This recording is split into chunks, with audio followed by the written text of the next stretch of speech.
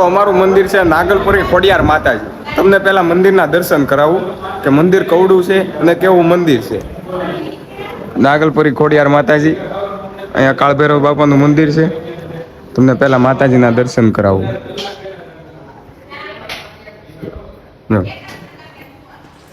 આવું મંદિર છે અને બાજુમાં મહાદેવનું મંદિર છે.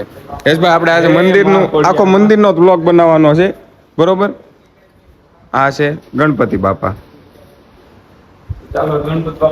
યશભાઈ ગણપતિ બાપાના દર્શન કરે છે ને કાળભૈરવ. પેલા અહીંયા ધૂણો હતો, નાનો કરી નાખ્યો છે. અહીંયા વચ્ચે હતો એક, એના સામે આગળ લઈ લીધો છે. અને કાળભૈરવ બાપા સાક્ષાત હાજરા હજુર માનો એ તમારું કામ થાય. અને આ તમને આખો ઇતિહાસ અમે અમારા મંદિરનો કહીશું કે કેટલું જૂનું મંદિર છે, કેવી રીતે પેલા નાનું હતું, પછી હળવું અમારા મંદિરનો વિકાસ થયો અને મોટું કર્યું. આમ નંદેશ્વર મહાદેવ શ્રાવણ મહિનામાં આખો મહિનો પૂજા થાય છે. આમે રોજ સવારે થાય છે, પણ શ્રાવણ મહિનામાં અમારા રવિ કાકા છે એ વધારે પૂજા કરે છે. હમણાં ધજા આપણે નવો ટાવર બધા મંદિરે હોય ને 108 ફૂટ ઊંચો જોવો આવો ટાવર ફિટ કરાયો. દિવસે મસ્ત બતાય. અને ઓલી મગર અને સિંહ જો, મગર ને સિંહ હમણાં જ તે. હવે આપણે બાપુ પાસે ઇતિહાસ જાણી લઈએ. શું કેવું તમારું? બાપુ પાસે આખો આપણે ઇતિહાસ જાણવાનો છે પહેલે જ, બરોબર? હે કેમ રહેશે બાપુને કયો એટલે હમણાં કે એટલે આપણા ફોલોવર મિત્રોને ખબર પડે કે આપણું મંદિર કેટલું જૂનું છે અને અહીંયા આવું કેટલું માતમ વાળું છે, બરોબર? હાલો દીપભાઈ, અમને ખુરશી દઈ ગયો.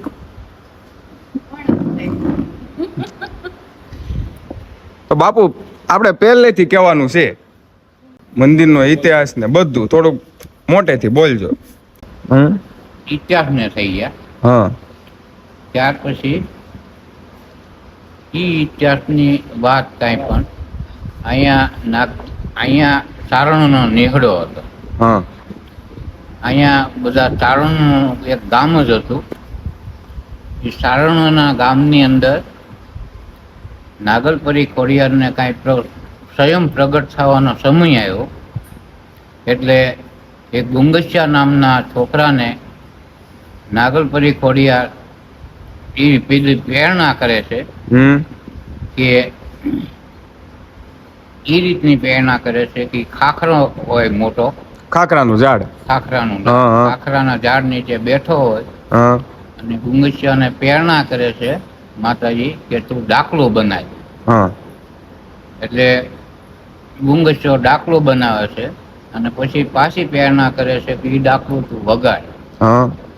એ ડાકલું વગાડે છે એટલે નેહડામાં જેટલા ચારણો હતા એ બધા એ ખાખરાની નીચે આવી ગયા કે આવો અવાજ ક્યાંથી આવ્યો, આવો અસલ ડાકલાનો અવાજ. કોઈ બતાતું નહોતું તોય ડાકલાનો અવાજ આવતો હતો. ડાકલાનો અવાજ એટલે ત્યાં ખાખરાની નીચે આવીને જોયે. આ બરોબર માતાજીનું જે આપણે સ્થાનક છે ત્યાં જ ખાખરાનું ઝાડ હતું. ત્યાં આવીને જોવે છે ત્યાં ગુંગસ્યો ડાકલું વગાડતો. પછી ડાકલું વગાડતો એકદમ મશહૂર થઈ ગયો હોય વગાડવામાં. અને પછી બધા ચારણો બધા એની આજુબાજુમાં ઊભા રહે છે. એટલે ત્યાંથી માતાજી કંકુની વૃષ્ટિ કરે ખાખરામાંથી, ખાખરાના ઝાડમાંથી. એ બધા ચારણો રંગી દે છે. પછી કોઈ વિદ્વાન ચારણ એમ બોલે છે કે આ ખાખરાની અંદર કોણ છે. એટલે પછી આકાશવાણી થાય છે કે હું આ નેહડાની નાગલપરી ખોડિયાર છું. ઈ ઉપરથી નામ પડ્યું કે આ નાગલપરી ખોડિયાર. આ નેહડાની ઉપરથી મારું નામ પડશે નાગલપરી ખોડિયાર. એટલે પછી સાક્ષાત માતાજી આ ચારણોને બધાને દર્શન આપે અને એ ખાખરાના થડિયાની અંદર થાપો પડે. એ ખાખરાના થડિયાની અંદર માં હમાઈ જાય છે અને એ ખાખરાના થડિયાનું મુખ જે છે એ માતાજીના એ ખાખરાના થડિયાનું જ છે. બરોબર. અત્યારે જે આપણે માતાજીનું મુખ છે એ ખાખરાના થડિયાનું જ છે. બરોબર. અને એની અંદર માતાજીનું મુખ એ ચારણો એ બનાવ્યું. અને એ ખાખરાનું થડિયું હજી કોઈ દે ખંડિત નથી થતું. ખંડિત નથી થતું. એવું ને એવું જ છે. એવું નહીં. આ મેં તમને હમણાં માતાજીના દર્શન કરાવ્યા, એ ખાખરાના થડિયાનું મુખ એ હજી ખંડિત નથી થતું. અને અમારું મંદિર લગભગ 750 વર્ષ જૂનું છે. અને જે આ નાગ માતાજીની ઉપર છે ને, એનો બાપુ કઈક ઇતિહાસ તમે કહો. એ કચ્છ ભુજમાંથી ભુજિયા નાગની પાછળ લાલવાદી ફૂલવાદી પડેલા. હા. અને ત્યાંથી આગળ નાગ અને પાછળ ફૂલવાદી, લાલવાદી, ફૂલવાદી. હા. એ આ પંથકની અંદર આવતા હા. નાગને આપણા નેહડાની અંદર આવે છે. ત્યાં નાગને કાંઈક શાંતિ થાય કે મને અહીંયા એક આશરો મળશે. એટલે આ બાજુ આવે છે તે ડેરી જોવે છે. પછી ડેરી જોયા પછી આના મનની અંદર એમ થાય કે આ ડેરીની અંદર મને કાંઈક શાંતિ મળશે. એટલે એ નાગ એવું વિચારે છે કે આ ડેરીની અંદર વયો છે. તો એ ડેરીની અંદર જાય છે ત્યાં લાલવાદી ફૂલવાદી ભાળે છે કે હવે તો આ ડેરીમાં જાય છે, હવે તો પકડાઈ જ જશે.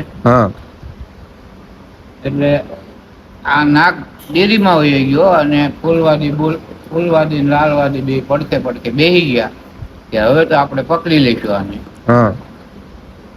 એટલે અહીંયા મોરલી ને એવું ખૂબ વગાડે છે. અને પછી એ નાગને પકડવા ડેરીની અંદર હાથ નાખે છે. ત્યાં એ ડેરીના ઉંબરમાંથી આગ પ્રગટ થાય છે. આગ પ્રગટ થાય. આગ પ્રગટ થાય. એટલે લાલવાદી હાથ પાછો ખેંચી અને પછી આકાશવાણી થાય છે કે આ નાગથી મારા આશરે આવેલો. આશરાનો ધર્મ છે કે કોઈ પણ આવે એને ઊની આશ નું આવી. એટલે એ રીતે આકાશવાણી થાય છે. અને પછી લાલવાદી ફૂલવાદી એમ કે છે કે અમે પકડીને તો જાશું આ નાગને એમ. કારણ કે આ નાગ તમે નહીં પકડી શકો અને તમને બીજો નાગ આપવું એ તમે લઈ જાઓ. કારણ કે નહીં આ જ નાગ જોઈ છે અમે કે અમારી કિરિયાથી લઈશું છેવટે એમ. કે તો કે પછી માતાજી આકાશવાણીમાં કહે છે તો તમારી ક્રિયા જે હોય એ અજમાવો. એટલે નાગને ડેરીમાંથી અલોપ કરી દેશે માં.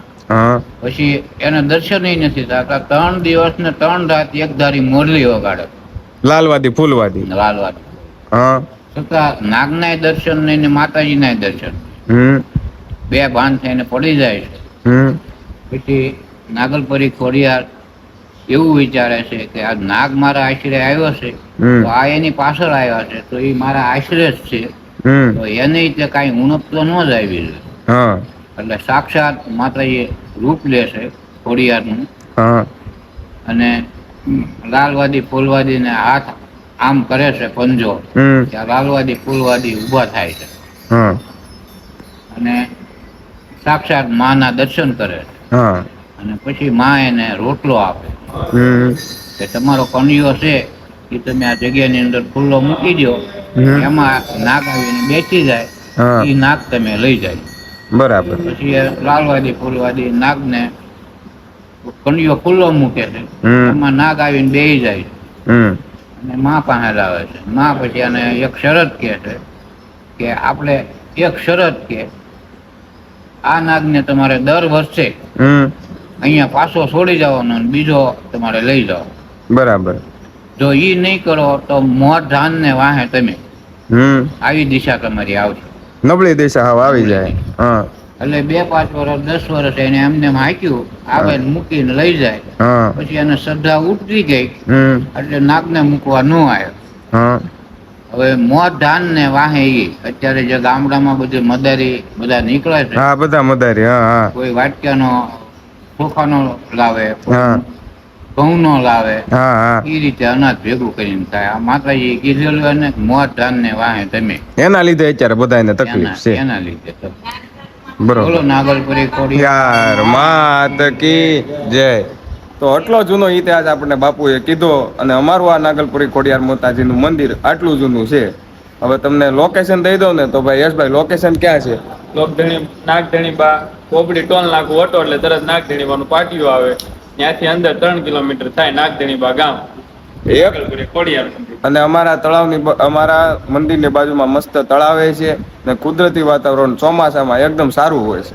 તો એકવાર જરૂરથી આવજો. ભાવનગરની આજુબાજુના હો ને તો ખાસ અમારા મંદિરે આવજો. બરોબર. સારું, હાલો મિત્રો, મહાદેવ.